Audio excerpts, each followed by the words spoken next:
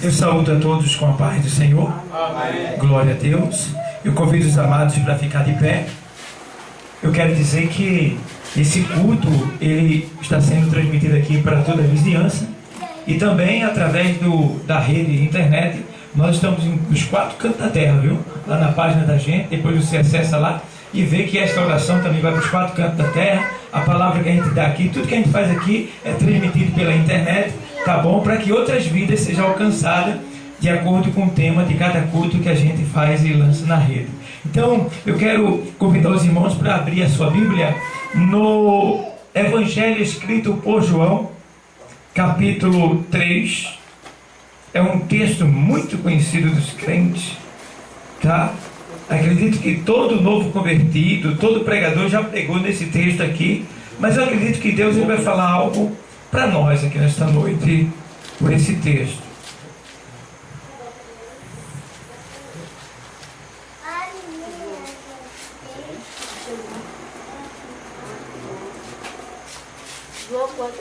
Capítulo 3. Diz exatamente assim o texto sagrado. Todos acharam? Diz assim: E havia entre os fariseus um homem chamado Nicodemos, príncipe dos judeus. Este foi ter de noite com Jesus e disse-lhe: Rabi, bem sabemos que és mestre vindo de Deus, porque ninguém pode fazer estes sinais que tu fazes se Deus não for com ele. Jesus respondeu e disse-lhe: na verdade te digo que aquele que não nascer de novo não pode o quê? Não pode o quê? Ver o reino de Deus. Disse-lhe Nicodemos: como pode um homem nascer sendo velho? Porventura pode tornar e entrar no ventre de sua mãe e nascer? Jesus respondeu: na verdade te digo que aquele que não nascer da água e do Espírito não pode entrar. Não pode o quê? Entrar no reino de Deus. Amém?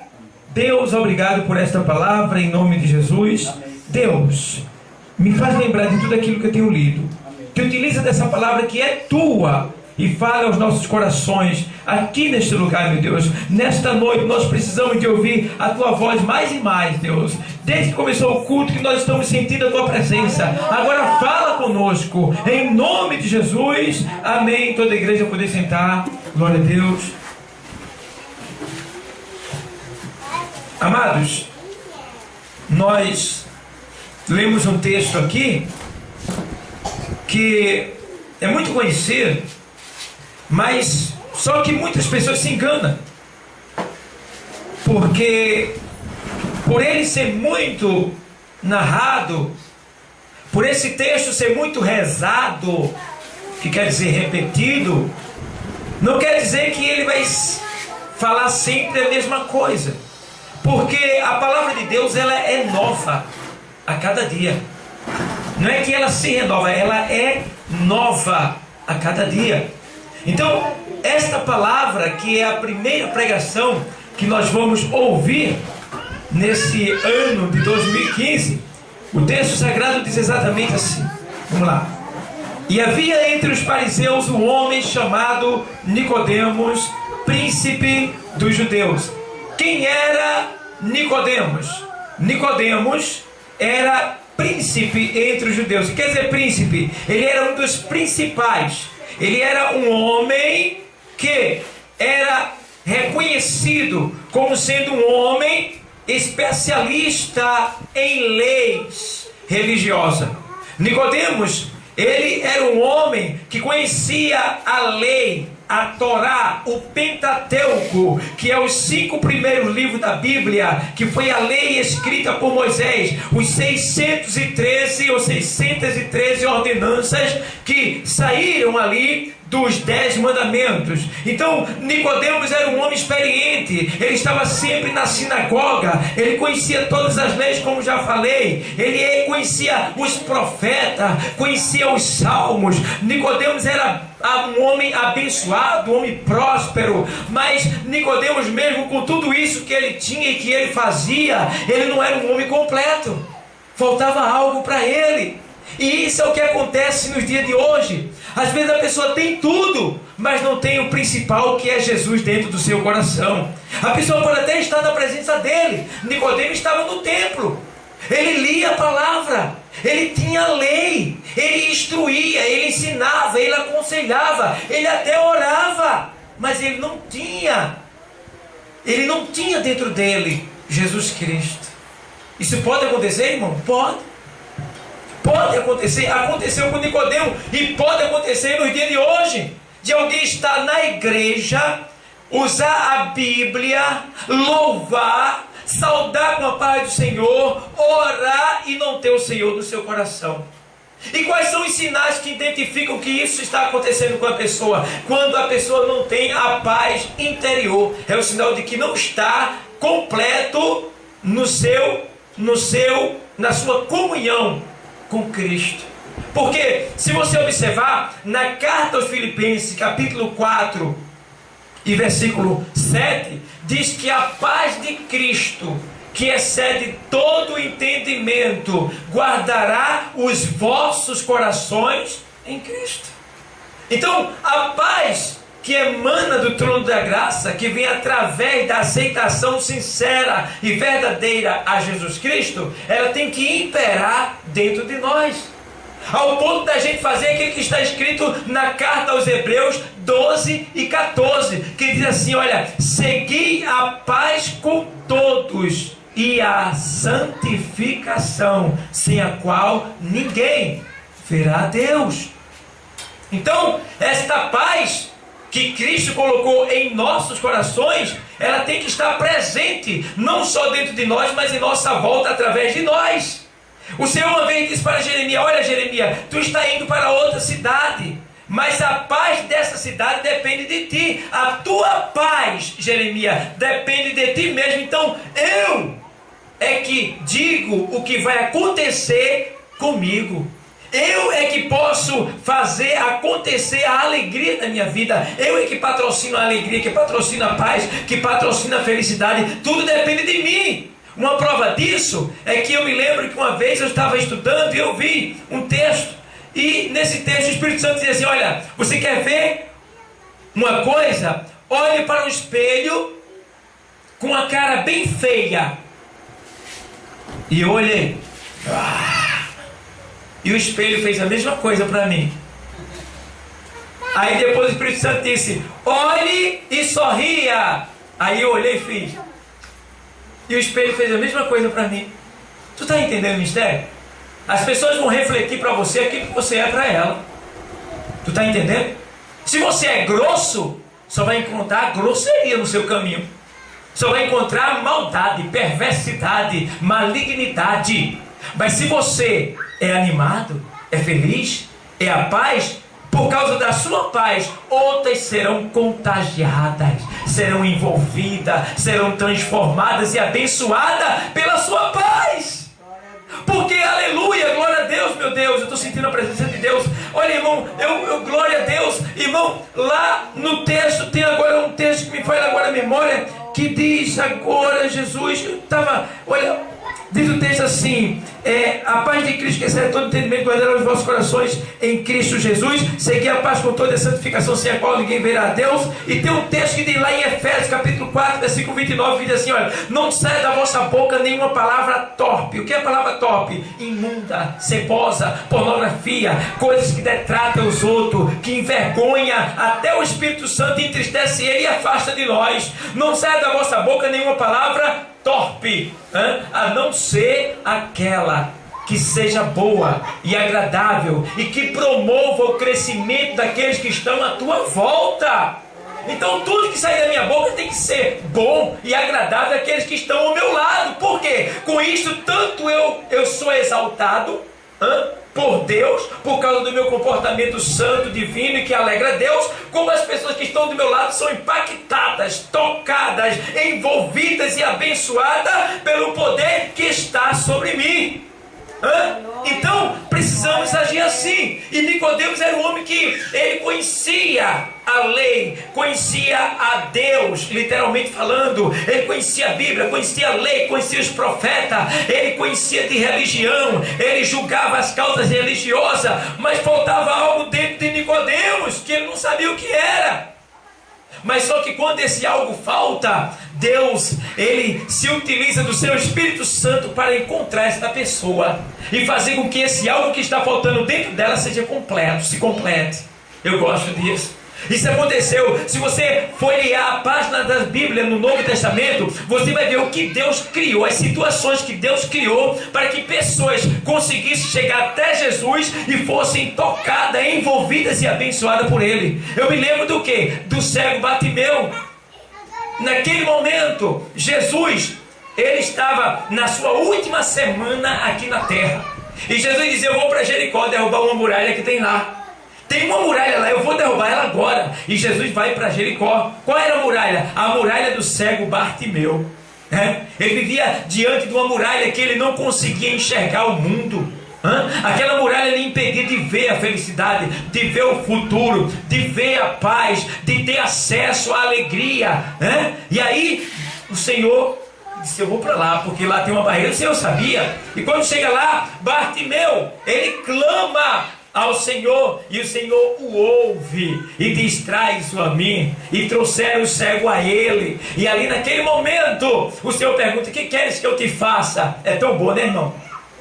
Jesus sabia o que ele precisava. É sério.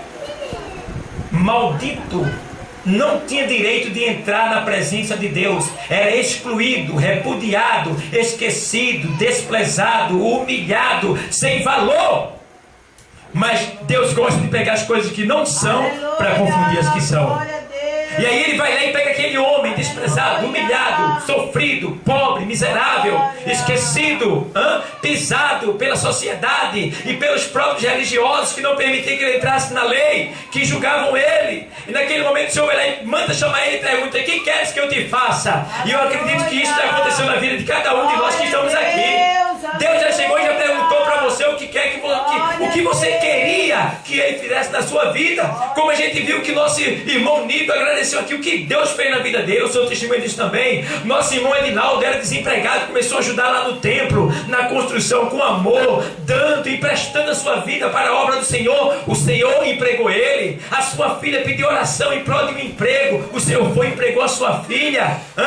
E aí a gente vê também muitas pessoas que estão em nossa volta, como João também. João estava lá ajudando a gente lá no tempo com muito amor e com muito carinho lá, e de repente chegou o Senhor e: toma, João, um emprego. E está aí João, para a glória de Deus, trabalhando. Na minha vida, o que ele tem feito, se eu fosse contar, levaria horas e horas, e muitos que estão aqui. Então o que queres que eu te faça? Ele faz, porque ele fez na nossa vida.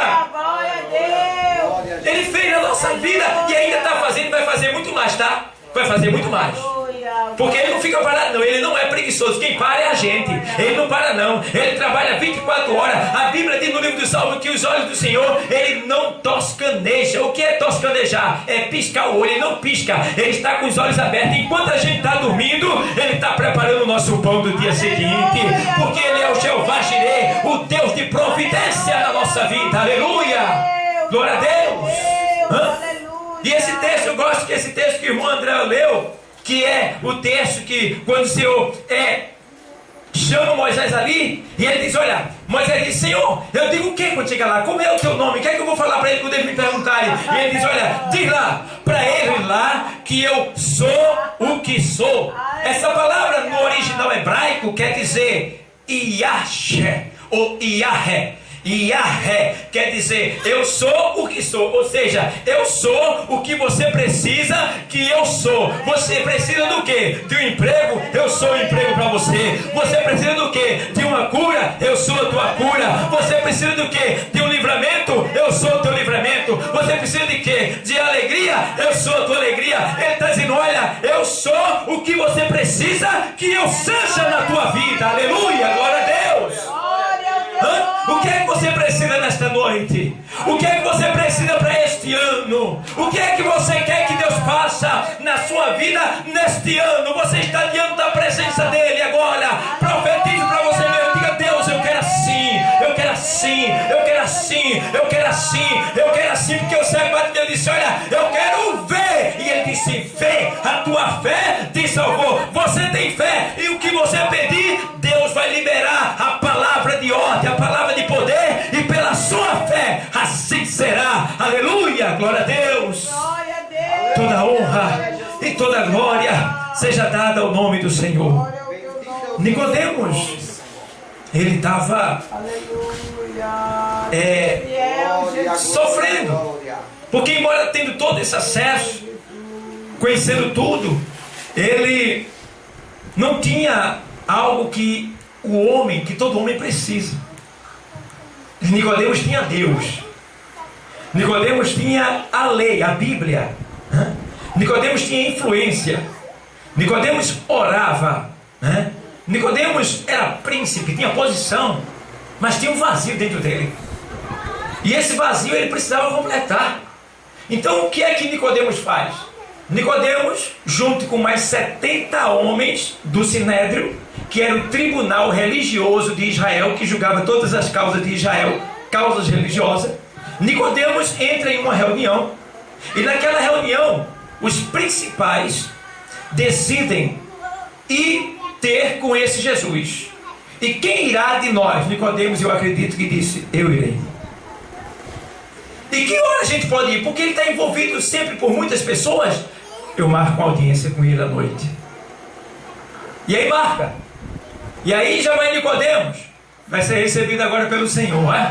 Nicodemos, homem grisalho, experiente na lei, juiz, julgava causas religiosas, entendia de literatura. Eita, pense num homem importante. Chega lá, e agora ele vai dar uma declaração que deixa bem claro que eles mataram Jesus sabendo que Jesus é o Messias. Eles mataram Jesus sabendo que Jesus era verdadeiramente o Filho do Deus Altíssimo. Isso assombra, né, irmão? Porque os homens mataram Jesus, não foi sem saber que ele não era Deus, não. Mataram sabendo que ele era o Filho de Deus. A prova está aqui agora no texto, que ele diz assim: Rabi, mestre, bem sabemos, ele está falando no plural, não só dele, mas sabemos, está no plural, ele e os 70 homens que estão lá no Sinédrio, 70 juízes. Bem sabemos, no plural, que tu és mestre vindo de Deus. Olha, e que ninguém, olha aí, pode fazer estes sinais que tu fazes se Deus não for com ele. O que é que Nicodemo estava dizendo? Como juiz, como príncipe, ele estava dizendo: tu és o Messias. Olha o mistério. Tu és o Messias. Ele reconheceu, ele só não, o Sinédrio sabia que Jesus é o Messias. Por quê? Por causa dos sinais que Jesus fazia. Vou dizer um sinal para você que ninguém podia fazer, só o Messias, estava escrito. Ninguém poderia fazer. Ressuscitar o morto depois de 4 dias.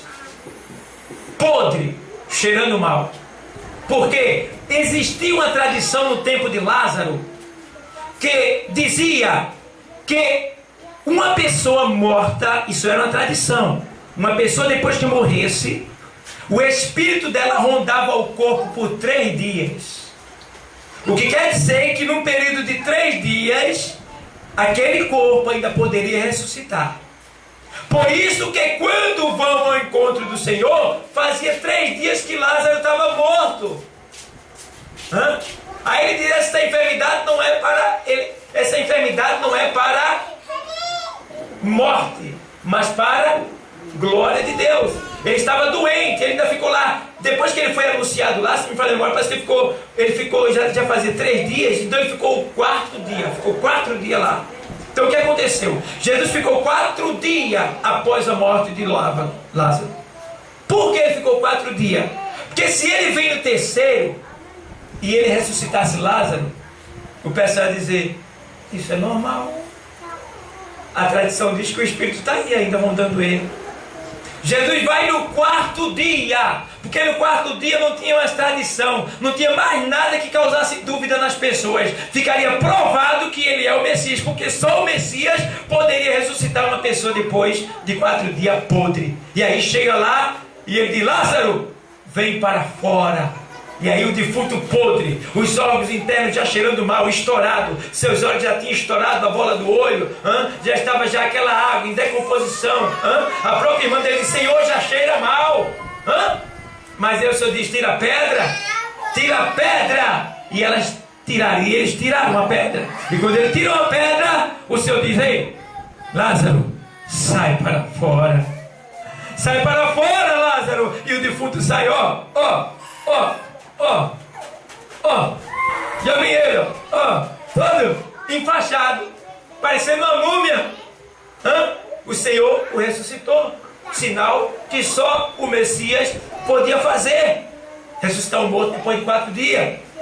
Sinais que ele prova. Quando João diz: olha, o discípulo de João queria ficar com João, não disse: ei, você tem que ir para ele. Não, mas nós queremos ficar contigo. Não, mas quando o Messias vier, eu disse para vocês que após mim vem um que vos batizará com o Espírito Santo e com fogo. Ele é maior do que eu, o qual não sou digno de desatar as suas alpancas. Vá para ele. Mas João, a gente gosta de tu. Será que é ele mesmo? João diz: então vai lá e pergunta se é ele mesmo ou se havemos de esperar outro. E aí o discípulo de João vai lá e diz: Senhor, mestre, o nosso mestre João manda te perguntar: és tu mesmo ou havemos de esperar outro? E ele diz: vai e diz a João que os leprosos são purificados, os mortos são ressuscitados, os cegos veem, os coxos andam, os mudos falam, os surdos ouvem. Aí ele vai, e os pobres recebem o evangelho. E ele diz: tá, isso são os sinais que só o Messias podia fazer. Purificar leprosos, abrir os olhos do cego, fazer o mudo falar, o surdo escutar, o morto ressuscitar. E aí? Só o Messias. E aí agora o discípulo volta e diz: é ele. É ele.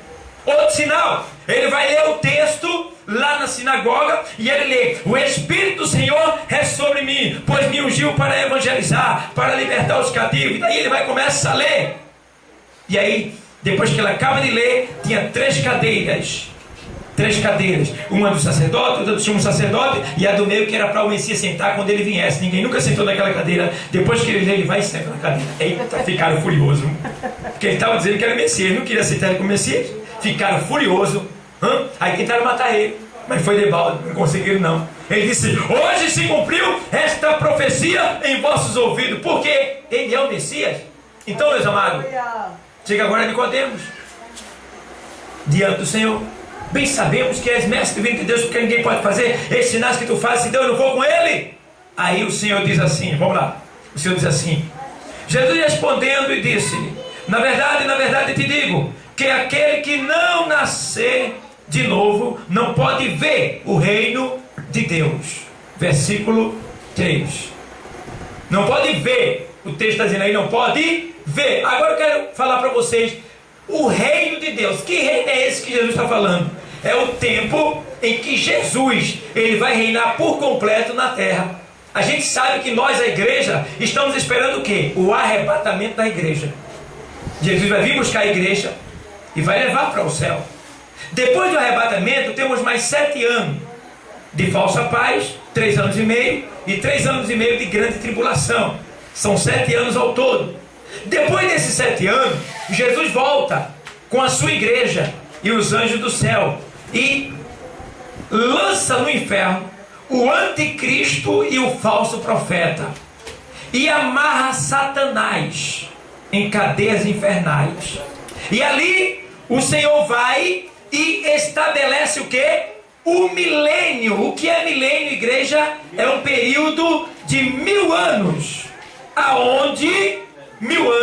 aonde Cristo vai reinar completamente. 1000 anos é um período que Cristo vai reinar completamente. Ei, Olha o que ele está dizendo para Nicodemos. Se tu não nascer de novo, tu não pode, o quê?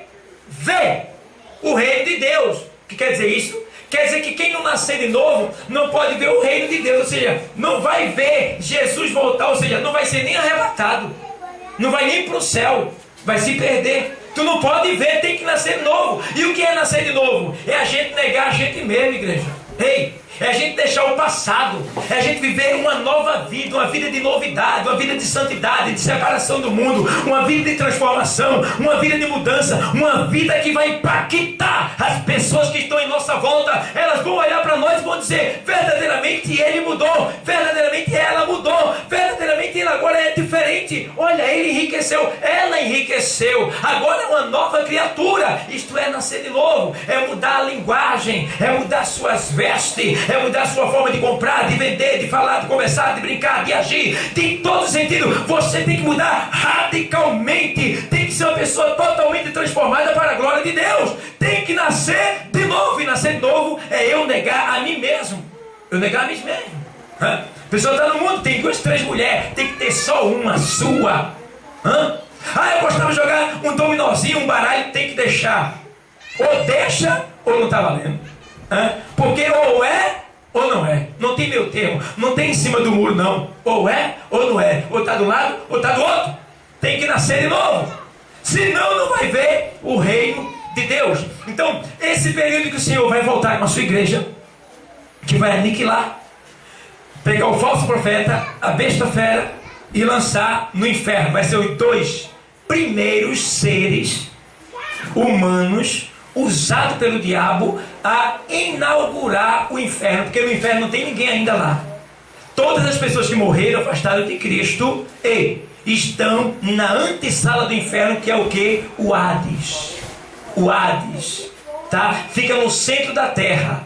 E todos os crentes que morreram ainda não se encontraram com Jesus, estão no seio de Abraão, aguardando o dia do arrebatamento, quando seu corpo vai ser glorificado e vai subir junto com nós que estamos vivos, sendo arrebatado até as nuvens. Lá se encontrará com o Senhor e subirá para a casa do Pai, para ali viver 7 anos nas boldas do Cordeiro, até os 7 anos se acabar e eles voltarem para vir destruir esse falso profeta e essa besta fera, que vai ser lançado no inferno. Os 2 primeiros a ser inaugurar o inferno. Vai ser o anticristo e o falso profeta, que é a besta fera e o falso profeta, tá? E o diabo ele vai amarrar e lançar em cadeias infernais por 1000 anos.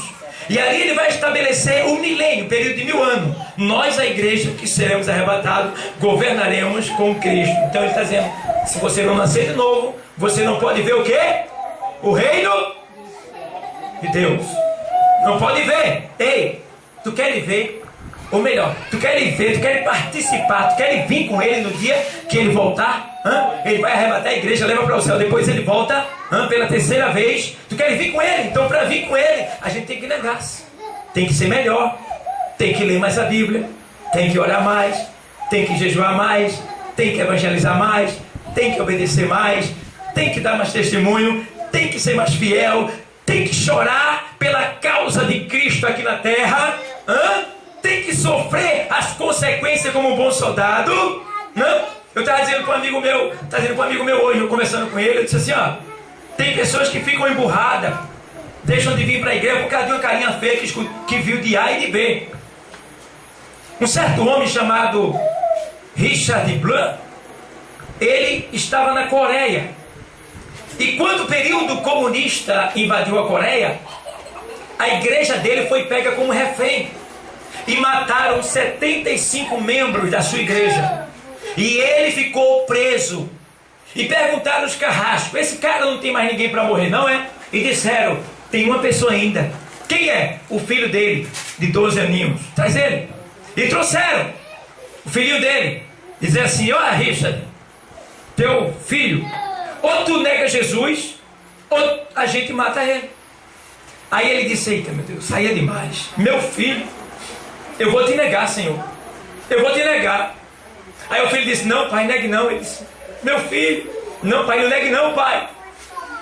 Disse: meu filho, não pai, não negue não pai. Aí o carrasco pegou o alicate e esmagou o primeiro dedo da criança. A criança deu os berros: não negue não pai, não negue não. Esmagou. E foi esmagando de um por um. E o homem lá: meu Deus, eu preciso te negar. Eu preciso te negar, meu Senhor. Eu quero te negar, eu preciso te negar. E ele disse: negue não pai, negue não pai. E toma esmagar o carrasco. Quando chegou no último dedo do pé, aí o filho olha para o pai e diz: pai,